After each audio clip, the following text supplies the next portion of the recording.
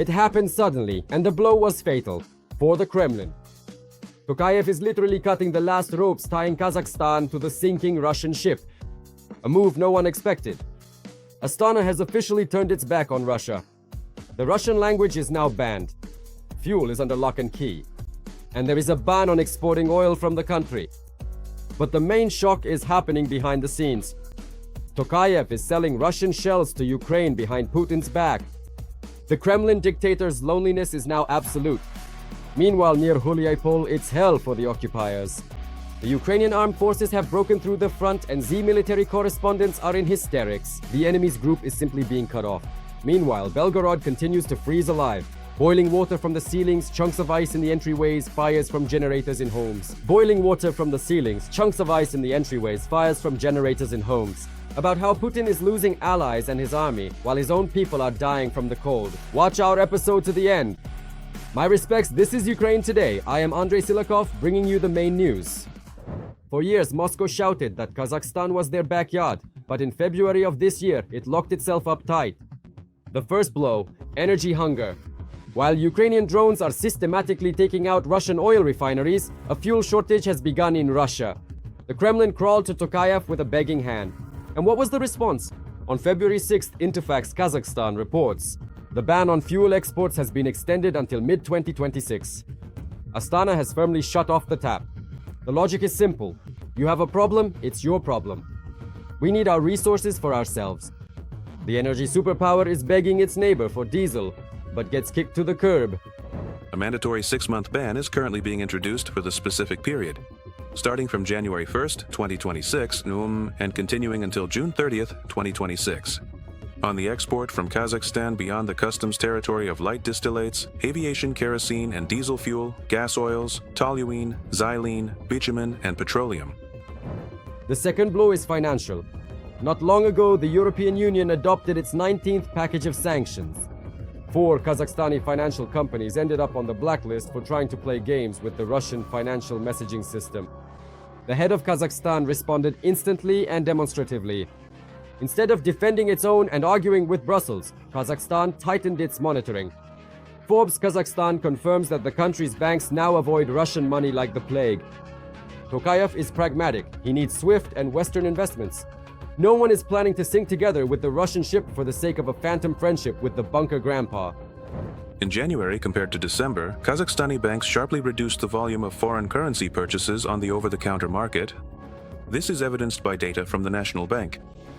The most significant drop was recorded in transactions with the ruble and the yuan. The third blow, oil and geopolitics. Recently, Kazakhstan won an arbitration case worth billions of dollars over the Karachaganak field, a giant reservoir of natural gas and gas condensate. And immediately negotiations with America. About what? About expanding the middle corridor. While Russian ports are burning in the Black Sea, Astana is building routes that bypass Russia. The Astana Times publishing house puts it bluntly. Energy cooperation with Washington is a priority. Plus a firm no to joining BRICS, which Tokayev had already stated earlier. The conclusion is simple. Kazakhstan sees that the Kremlin's Titanic is sinking. And they're not just lowering the lifeboats. They're cutting the ropes so that Russia's downfall doesn't drag them down too. And the cherry on top is the language issue. Just the other day, the publishing house Deutsche Welle confirmed it. In Astana, they are preparing amendments to the constitution. The wording regarding the Russian language in government agencies will be strictly revised. For Putin, who has built his entire aggressive ideology on the supposed protection of Russian speakers, this is a red flag, but he can't do anything about it. Kazakhstan is sending a clear signal. The future of this country lies with the state Kazakh language. At the 10th session of the Constitutional Commission, Deputy Chairman of the Constitutional Court Bakit Nurmukhanov. He reported that Article 9 of the draft new constitution had been clarified. Specifically, the word equal, 10 in Kazakh, was replaced with the word alongside, Qatar. But if you thought that President Akayev stopped at just these points, get ready for a real sensation. A massive grey scheme has been uncovered, one that will give Z-patriots a stroke. Kazakhstan is selling Soviet calibers to Europe, where they are repainted to hide the markings. And then they are sent straight to Ukraine. This was reported by the Kazakh publication Ulis Media. Former Romanian official Octavian Berceanu spilled all the details. He was offered a €10 million bribe to facilitate this transit. And we're not talking about lone smugglers, but about state actors. Ammunition of Russian type, which would have been supplied to a European state. This state would have bought them with funds from the Safe Security Action for Europe Fund note and then resold them on the market in Ukraine because they are needed there. A significant part of their artillery relies on Russian-type ammunition. We're talking about state actors in this case, not just private individuals. They thought they had found a weak link, according to their information, on the territory of Romania as a NATO member. And so they decided this was an opportunity to bring the ammunition in through Romania, repaint it to hide its origin, and resell it. Just imagine the level of irony. Shells that were supposed to sit in warehouses and protect Moscow's interests are now going to grind down the Russian army, paid for by the European Fund. While Putin threatens the world with a nuclear club, his closest ally is making money off the destruction of the occupiers. The scheme is brilliant in its audacity. Kazakhstan is getting rid of old Soviet hardware, receiving hard currency, while Ukraine gets much-needed ammunition. For the Kremlin, this is the fiasco of the year. Astana isn't just turning to the west, it's helping Europe hammer nails into the coffin of the Russian Empire. On the front in Ukraine, things aren't going well for the Kremlin dictator either. The American Institute for the Study of War states that the initiative near Huliaipole is officially in the hands of the Ukrainian armed forces. These are rock-solid facts, confirmed by geolocation. Our assault troops drove out the enemy and firmly secured positions in the center of Zeleny and Kosovtsev. While Russian propaganda feeds its viewers fairy tales about stability and strength, Western satellites and drone footage capture the reality. The Ukrainian army is methodically breaking through the occupiers' defenses in eastern Zaporizhzhia, taking key positions right under their noses. Nearly 40 attacks, all in vain. The enemy, in a frenzy, tried to regain what was lost, throwing everything that moved into the assault. Over the past 2 days, they have attempted to break through 37 times in the area of Prilugi, Varvarovka, Dorozhnyanka, and Svyatopetrivka. The results for Russians are catastrophic. 0. Russian generals are stupidly burning up their reserves, trying to overwhelm our military, but our defenders are holding their positions firmly. But the front is collapsing not only here. The successes of the Ukrainian armed forces are also being recorded in the center of Stepnohirsk. In the Orikhiv direction, the occupiers also tried to push towards Plavny and Bilohirya, but received a harsh rebuff and retreated to lick their wounds. The picture of the battle is clear. While Russia is sacrificing thousands of lives to simulate an offensive, the Ukrainian armed forces are actually reclaiming their territories. The myth of Surovikin's impenetrable line has finally collapsed. Ukraine is moving to liberate what is theirs. And inside Russia itself, the problems are countless. Belgorod continues to freeze alive.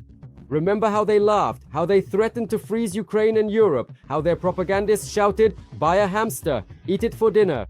Well, the boomerang hasn't just come back, it has flown right through the window of every resident of Belgorod. At the main entrance of Building 46, specifically near the 10th entrance area, a water pipe has suddenly burst on the first floor, right by the doorway. It is currently leaking quite heavily near the entrance. The utility workers never showed up. No matter how many times we called, the whole entrance did. From the 1st to the 9th floor, it's all fogged up. You can't see a thing. In the city, it's an infrastructure apocalypse. Governor Gladkov has officially admitted his powerlessness. He gave the order to drain the water from the heating systems. Just think about it. 455 apartment buildings, 17 schools, 9 clinics, kindergartens. All of this is being shut down, turning the city into an icy tomb. The CHP plant is dead, the heating pipelines are empty. The authorities are afraid the pipes will burst, so they've simply decided to cut people off from civilization. In connection with the upcoming sharp drop in temperature, we are making this decision.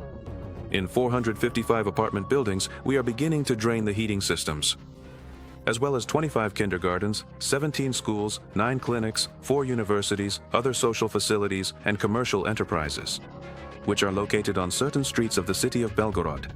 Reading Belgorod chat groups right now is both scary and funny at the same time. Chekhov Street, Sportivnaya, Zhelezniakovo, Michurinsky Lane. People have been sitting in icy caves since Friday.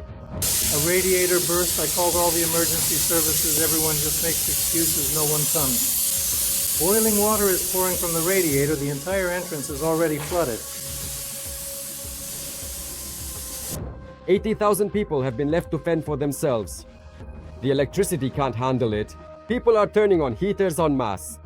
The wiring is burning, the lights are going out. On the second Mikrinsky lane, they've already heated up too much. An apartment burned down. People wanted warmth, but got a fire instead. Who is running? To the street, here. Good job. Don't turn on. Look at that distracting background. Make sure to shut down all the electricity. And what about the authorities? Residents are writing directly. We call 112 122 Gladkov. No one cares that we live like we're in the woods, locals write in the comments. No, you just live in the Russian world, the very one you wanted to bring to Ukraine so badly. Gubkina Street, houses 17 and 24. Hot springs have opened up here. The roads and sidewalks are flooded with boiling water. Cars are floating in the steam. Sportivnaya 12 and Zheleznodorozhnaya 25.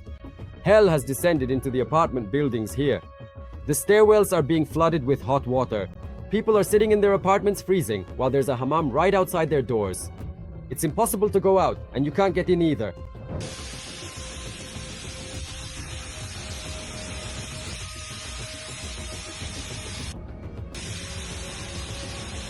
"75 Olimpiskaya." A blow from above. The roof started leaking, water flowed down the floors, flooding the wiring and furniture.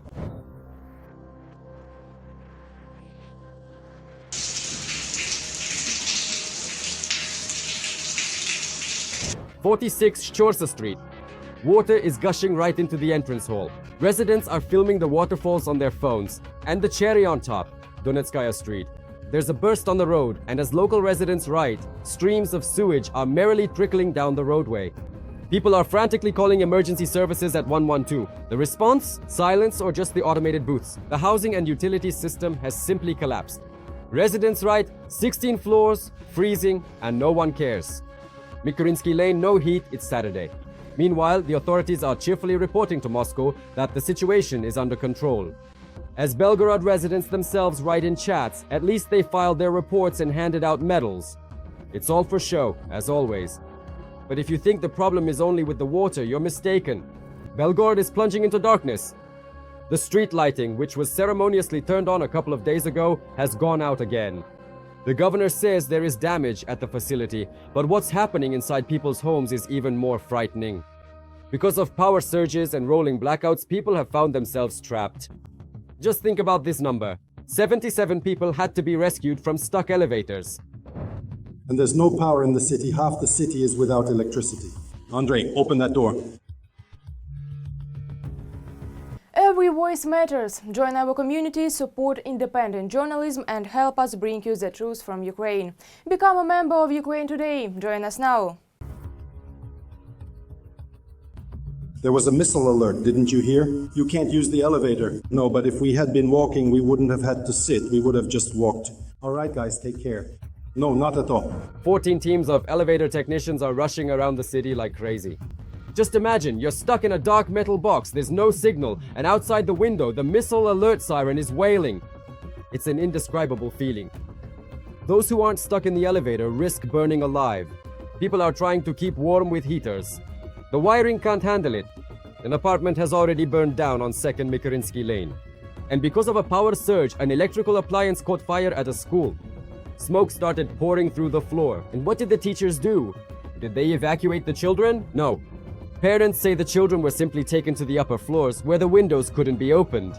The children were locked in a smoke trap. Fortunately, it turned out okay. They put out the fire themselves. But this shows the complete chaos in the minds of those responsible. Going outside in Belgorod is also a survival quest. The traffic lights aren't working. At 14 intersections, traffic police are waving their batons by hand, trying to untangle the jams. At the Luch bus stop, people are storming the transport as if it's the last one. The buses are packed to the brim, the doors won't close. The crowd is left freezing outside. And on the M2 highway, pedestrians are forced to walk right on the roadway, because the sidewalks are buried under snow. The snow isn't being cleared, there's nowhere to walk, and people are being run over by cars. A perfect picture. A city without light, without heat, flooded with boiling water and sewage. Children in smoke, elderly people stuck in elevators, pedestrians on the highway under the wheels of trucks. Governor Gladkov writes posts on Telegram, and people in the comments ask, are we living in the woods? No, my dear ones, you live in the rear of a state that has decided that war with its neighbor is more important than your pipes. That's karma for you. It strikes rarely, but right on target. And judging by the geysers of boiling water on Gubkin Street, it's only just getting started. Well, friends, the boomerang has come back and hit right on the mark. Now this reality is scalding Russian apartment buildings with boiling water. What event impressed you the most today? The most? Share your thoughts in the comments, leave a like, and stay with us. It only gets more interesting from here.